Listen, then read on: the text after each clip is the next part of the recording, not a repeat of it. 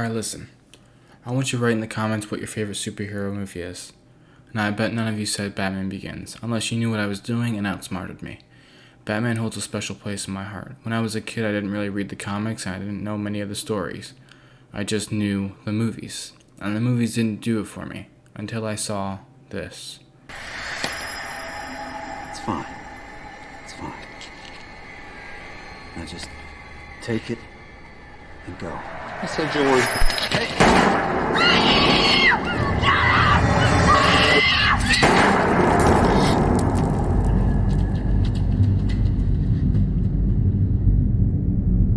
Bruce. It's okay. Don't be afraid.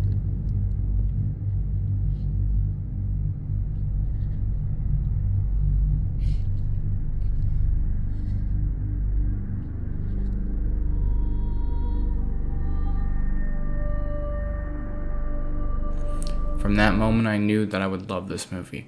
From that moment, I felt connected to Batman. This scene always spoke to me because for a moment the audience feels what Bruce is feeling. We can feel the heartbreak and pain of losing someone that was close to us. We all know what it's like to grieve, and some of us know what it's like to hold in that grief, but a lot of us wish we could turn that grief into something positive, something someone can look up to. A symbol. There's a symbol that can be incorruptible, that can be everlasting. What symbol? Something elemental, something terrifying. As we go through this journey with Bruce, we start to realize why someone in a world like ours, a man, would dress up like a bat and help clean up the streets of his city. The more and more we go through this journey, that we believe that Bruce truly wants to help everyone. After he left his mansion, left his home, his friends, and his partners, and settled on this journey to understand the people that hurt others and the criminals, the more and more Bruce starts to lose himself. He starts becoming something else. To me, it reminds me of Marvel's Iron Man. It is a good comparison between Tony and the cave scene and Bruce with the jail scene. Tony becomes more of what he is meant to be, and Bruce becomes someone who gives into his fears and saves his city. This film always felt more Batman to me, most Batman to me, because of how Nolan used Batman in this story and by grounding him to reality.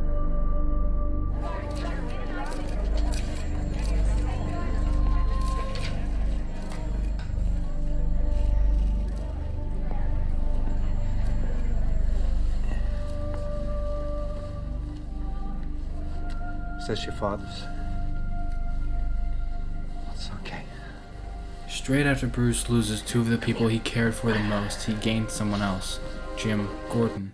As soon as Bruce meets Gordon, he trusts him, which makes the audience trust him because Gordon wanted to know if Bruce was okay while the others worried about Joe Chill. Gordon.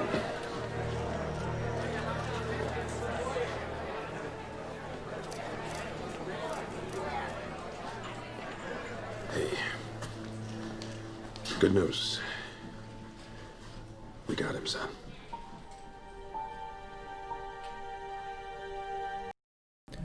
Bruce will remember that, does remember that, for the rest of his life. The first line we hear from Christian Bale's Bruce Wayne is Nightmare. because every time Bruce closes his eyes, he sees that night. The last thing Bruce hears from his father is, "Don't be afraid."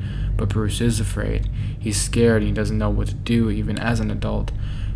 Because that horrible night and the anger and hatred he felt for Joe Chill has been boiling for all this time, to the point where Bruce would have killed him if it wasn't for Falcone's men. All these years Bruce I wanted knew to what kill would him. happen, but he didn't care.